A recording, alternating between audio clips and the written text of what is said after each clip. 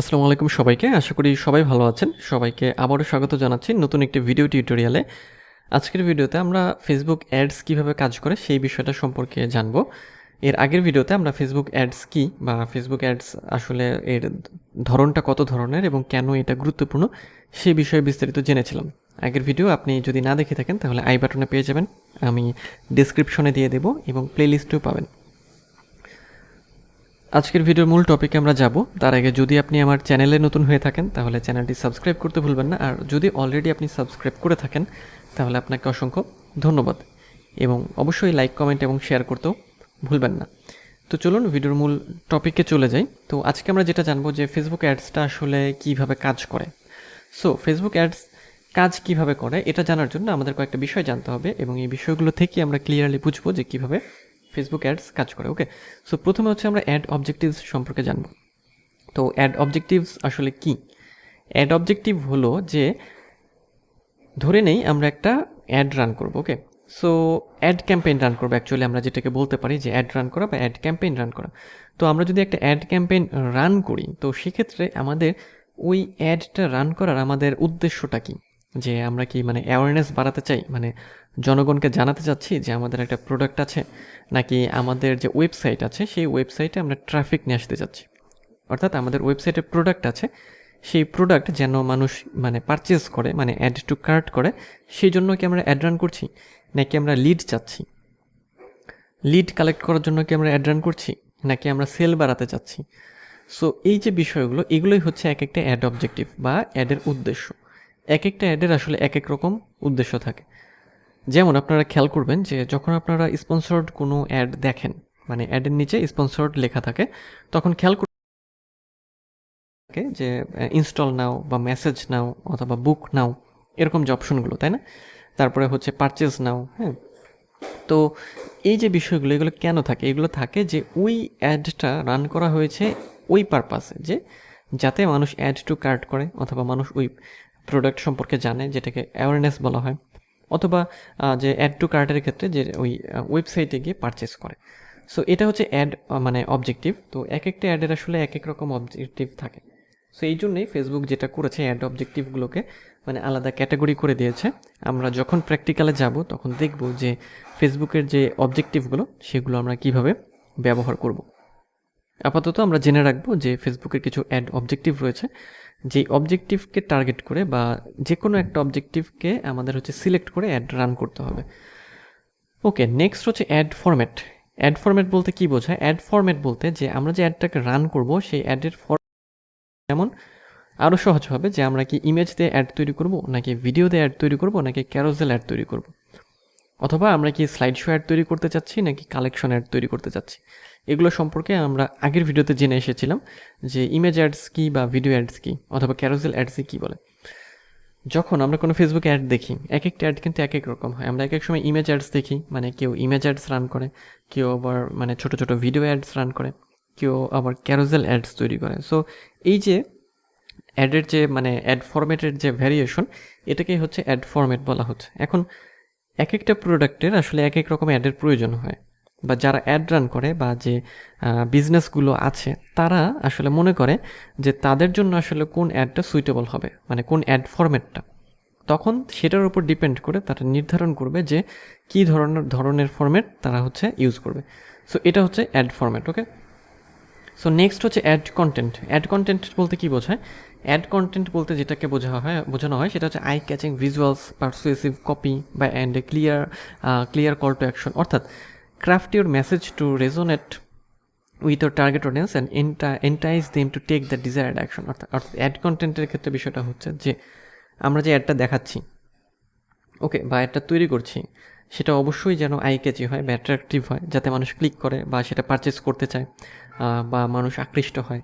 এবং একটা call to action button বা কল টু অ্যাকশনের কথা বলা হচ্ছে। কল টু অ্যাকশন মানে হলো যে এমন কিছু কথা বা যেমন এরকম, যেমন হচ্ছে যে হারিয়ে বা হুড়ে বা 50% অফ, এইরকম আর কি, 100% বিগ সেল, হোয়াট এভার, যাই হোক না কেন, এগুলোর মাধ্যমে মানুষ হচ্ছে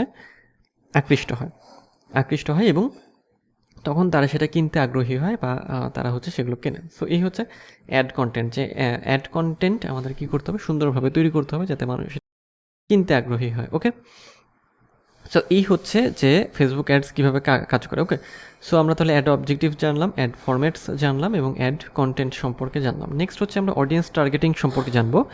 তো অডিয়েন্স টার্গেটিংটা আসলে গুরুত্বপূর্ণ কী জন্য? ফেসবুকের ক্ষেত্রে বা ফেসবুক অ্যাডসের ক্ষেত্রে আমরা যেটা দেখেছি যে ফেসবুক অ্যাডসের ক্ষেত্রে অডিয়েন্সকে টার্গেট করে অ্যাড রান করা হয়। সো এই জন্য অবশ্যই অডিয়েন্স টার্গেটিংটা ইম্পর্ট্যান্ট। তো ফেসবুকে অ্যাডসের মধ্যে টার্গেটিং কিছু অপশন আছে, যেমন টার্গেটিং অপশন বলতে যে নির্দিষ্ট কিছু ক্রাইটেরিয়ার উপরে ভিত্তি করে অডিয়েন্সদের টার্গেট করা যায়, যেমন ডেমোগ্রাফিক্সের ভিত্তিতে, যেমন হচ্ছে এজ মানে বয়সের ভিত্তিতে বা জেন্ডারের ভিত্তিতে বা লোকেশনের ভিত্তিতে অডিয়েন্স বা কাস্টমার মানে টার্গেটেড কাস্টমার কারা হবে তাদেরকে সিলেক্ট করে দেওয়া সম্ভব। অথবা ইন্টারেস্টের ভিত্তিতে, অর্থাৎ যারা হচ্ছে যে রিলেটেড প্রোডাক্ট বেশি পছন্দ করে বা যে রিলেটেড প্রোডাক্ট রিলেটেড পেজগুলো ভিউ করে সেই পিপলগুলোকে ওই রিলেটেড অ্যাডগুলো দেখানো, এটা ফেসবুক অ্যাডসের মাধ্যমে সম্ভব। অথবা হতে পারে বিহেভিয়ারের ভিত্তিতে, যে তারা আসলে কোন জিনিসটাতে ক্লিক করছে, কোন জিনিসটা কিনতে চায় বা কোন পেজ তারা হচ্ছে ফলো করেছে ইত্যাদি। এরপরে আছে কানেকশন অথবা স্পেসিফিক যে কাস্টম অডিয়েন্স ইত্যাদির মাধ্যমেও কী করা যায়, টার্গেটিং অপশন করা যায় বা টার্গেটিং যে অডিয়েন্স সেটা করা সম্ভব ফেসবুকের মাধ্যমে। ওকে, সো ফেসবুকে আরেকটা অপশন আছে, সেটা হচ্ছে লুকে লাইক অডিয়েন্স।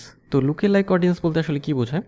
লুকে লাইক অডিয়েন্স বলতে যেটা বোঝায় যে যারা হচ্ছে যে কোনো একটা প্রোডাক্টের সম্ভাব্য ক্রেতা বা কাস্টমার হতে পারে। সেটা কিভাবে সম্ভব? যেটা হচ্ছে যে similar characteristics and behaviour with your existing customer or custom audience, অর্থাৎ আমাদের যে এক্সিস্টিং বা যে কাস্টমার আমাদের পেজের অলরেডি আছে বা আমরা যে কাস্টম অডিয়েন্স তৈরি করেছি সেই রকম ম্যাচ করে এরকম কিছু পিপল। যেমন এমন হতে পারে যে আমাদের পেজ আছে, সেই রিলেটেড কোনো পেজে এসে যারা লাইক করলো, কমেন্ট করলো বা শেয়ার করলো বা কিন্তু কোনো পারচেস করলো না, বাট তারা ভিজিট করেছে। অর্থাৎ বিষয়টা এরকম যে মনে হয় অ্যাকচুয়ালি যে ওই ব্যক্তিগুলোর আসলে আমাদের পেজে আগ্রহ আছে। সো তারাই হচ্ছে লুকে লাইক অডিয়েন্স। ওকে, সো এই লুকে লাইক অডিয়েন্সকেও টার্গেটিং করা যায় এবং এই টার্গেট করার মাধ্যমে কিন্তু অ্যাডটাকে আরও ইফেক্টিভ করা সম্ভব। ওকে, সো এই লুকে লাইক অডিয়েন্সের ক্ষেত্রে কী হয় যে দেখা যায় যে তারা যে বিষয়টা পছন্দ করে কন্টিনিউয়াসলি তারা সেটা ব্রাউজ করে বা সেটাকে ভিজিট করে বা লাইক কমেন্ট হোয়াট এভার যাই করে না কেন, তো তাদেরকে হচ্ছে ট্র্যাক করা সম্ভব। ওকে, সো এই হচ্ছে লুকে লাইক অডিয়েন্স। তো আমরা নেক্সটে যাই। নেক্সট হচ্ছে আমরা অ্যাড প্লেসমেন্ট সম্পর্কে জানবো। ওকে, সো অ্যাড প্লেসমেন্ট বলতে কী বোঝায়? অ্যাড প্লেসমেন্ট বলতে বোঝায় যে আমরা যে অ্যাডটা রান করব সেই অ্যাডটা আসলে কোন কোন জায়গাতে আসলে শো করবে বলতে যে এক এক সময়ে আমরা এক একটা অ্যাডকে এক এক জায়গায় দেখি। আমরা ফেসবুকে মেসেঞ্জার, তারপরে হচ্ছে যে আমরা ইনস্টাগ্রামে এক ধরনের অ্যাড দেখি। যেমন আমি যদি ফেসবুকে যাই তাহলে আমি দেখাই যে আমরা এইখানে যে স্পন্সর্ড কিছু অ্যাড আছে, আমরা মাঝে মাঝে এই পাশে অ্যাড দেখি, এই পাশে অ্যাড দেখি, তাই না, এদিকে অ্যাড দেখি। তো এই যে অ্যাডের জায়গাগুলো, এটাকে হচ্ছে অ্যাড প্লেসমেন্ট বলা হয়। ওকে, সো অ্যাড প্লেসমেন্ট কীভাবে হয়? ওকে, সো সেটা আমরা একটু দেখি। অ্যাড প্লেসমেন্টটা হচ্ছে দুইভাবে হয়, একটা হচ্ছে অটোমেটিক প্লেসমেন্ট আর একটা হচ্ছে ম্যানুয়াল প্লেসমেন্ট। ওকে, সো অটোমেটিক প্লেসমেন্টটা কি? ফেসবুকের অটোমেটিক একটা প্লেসমেন্ট সিস্টেম আছে, সেটাতে ফেসবুক কী করে, automatic placement feature allow your ads to be displayed across various placement including Facebook news feed, Instagram story, audience network, তারপর হচ্ছে external app and website, Messenger ইত্যাদি ইত্যাদি। ওকে, সো অটোমেটিক প্লেসমেন্টটা যখন আমরা সেট করব তখন কী হবে, আমাদের অ্যাডটাকে ফেসবুক অটোমেটিকভাবেই সেট করে দিবে, নিজের মতো সেট করবে যে হ্যাঁ অমুক জায়গায় আমাদের অ্যাডটাকে সে দেখাবে।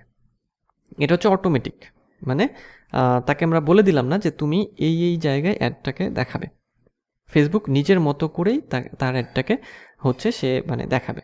এটা হচ্ছে অটোমেটিক। সো একটা ক্লিক করলে এটা ওকে হয়ে যায়। আর ম্যানুয়াল প্লেসমেন্টটা কি?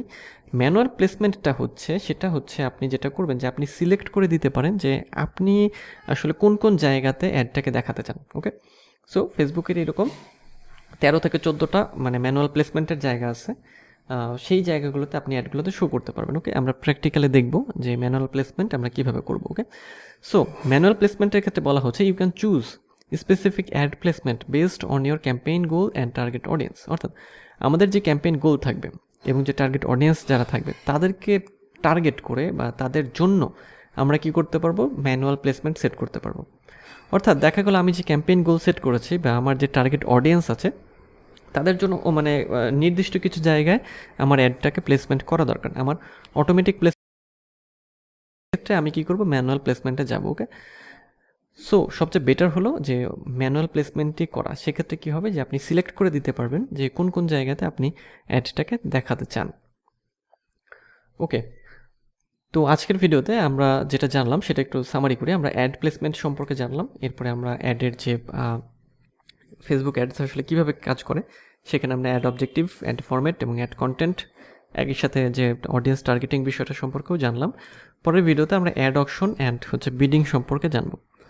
তো দেখা হবে পরের ভিডিওতে, সেই পর্যন্ত সবাই ভালো থাকবেন।